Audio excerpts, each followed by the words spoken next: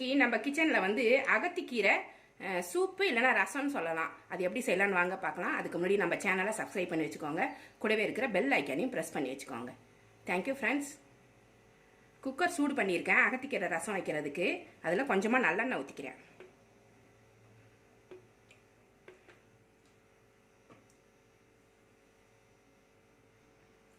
எண்ணெய் நல்லா சூடாயிடுச்சு. ஒரு ஸ்பூன் கடுகு உளுத்தம்பருப்பு போட்டு தாளிச்சிக்கலாம். இது கூடவே 2 பெரிய வெங்காயம் சின்ன சின்னதாக கட் பண்ணி வச்சுருக்கேன். இதை போட்டுக்கலாம். ஒரு 5 பச்சை மிளகாய் சின்ன சின்னதாக கட் பண்ணி வச்சுருக்கேன். காரம் எவ்வளோ தேவையோ அவ்வளோ போட்டுக்கலாம். இதில் காரம் இல்லை, ரொம்ப மெலிசாக இருக்குது, அதனால் ஒரு 5 எடுத்துருக்கேன். காரம் நிறையா இருந்தால் பச்சை மிளகாயை கம்மி பண்ணிக்கணும்.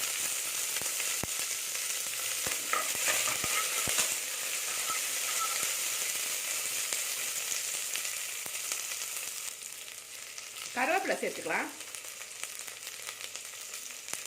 2 தக்காளி சின்ன சின்னதாக கட் பண்ணி வச்சுருக்கேன், அதையும் இது கூட சேர்த்துக்கலாம்.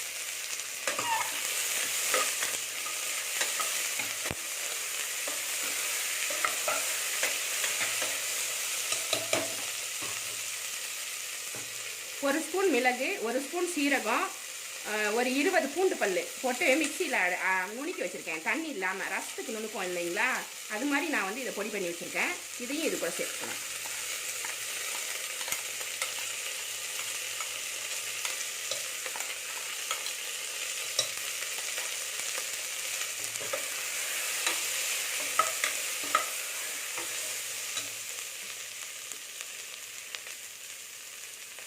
அரை ஸ்பூன் மஞ்சள்,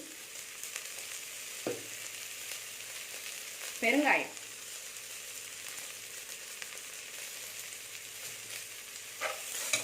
கீரையை இது கூட சேர்த்துக்கலாம். ஒரு கட்டு கீரை வாங்கினேன். இதை நல்லா சுத்தம் பண்ணி கழுவி வச்சிருக்கேன்.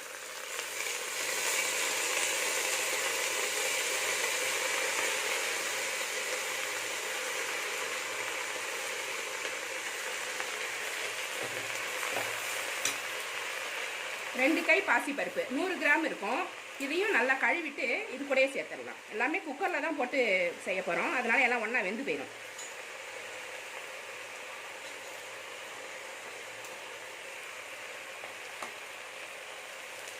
இதுக்கு தேவையான உப்பு சேர்த்துறேன். நான் ஒரு 2 ஸ்பூன் சேர்க்குறேன். 1.5 ஸ்பூன் சேர்த்தா கூட போதும். அப்புறமா நம்ம உப்பு செக் பண்ணிட்டு போட்டுக்கலாம், இல்லைன்னா அதிகமாயிடும்.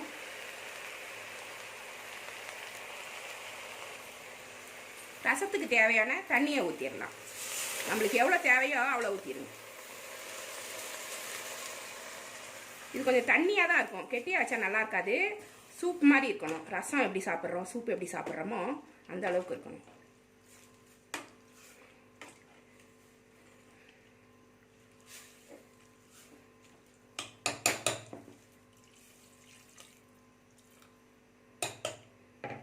எல்லாத்தையுமே சேர்த்து நல்லா கிளறி விட்டுக்கோ. எல்லாமே நம்ம போட்டுட்டோம். இது குக்கரை மூடிட்டு 6 விசில் இல்லைன்னா 7 விசில் கூட வைக்கலாம். அப்போ தான் அந்த பாசி பருப்பு நல்லா வேகும். அது வரைக்கும் வச்சுட்டு நம்ம எடுத்துக்கலாம்.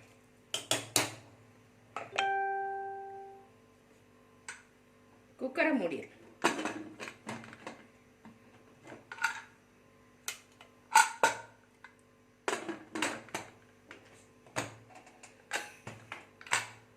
இது ஒரு 6லேருந்து 7 விசில் வர வரைக்கும் வெயிட் பண்ணி நம்ம எடுத்துக்கலாம்.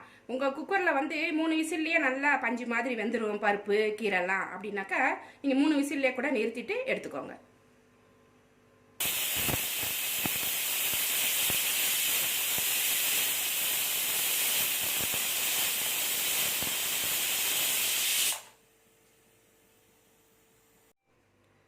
ஆறு விசில் வந்துருச்சு குக்கரு.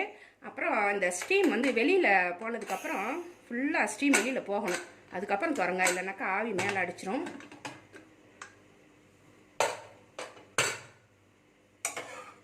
நல்லா கீரையும் நல்லா வெந்துருச்சு, பருப்பும் நல்லா பஞ்சு மாதிரி வெந்துருச்சு. இந்த மாதிரி வேகணும்.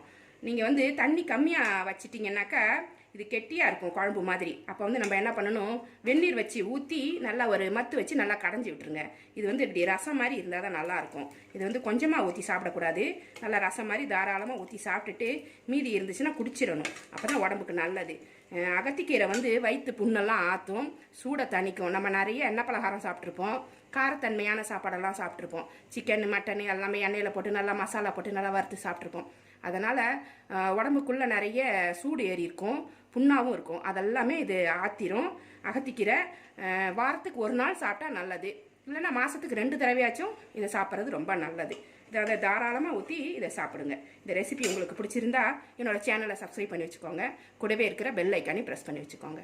Thank you friends.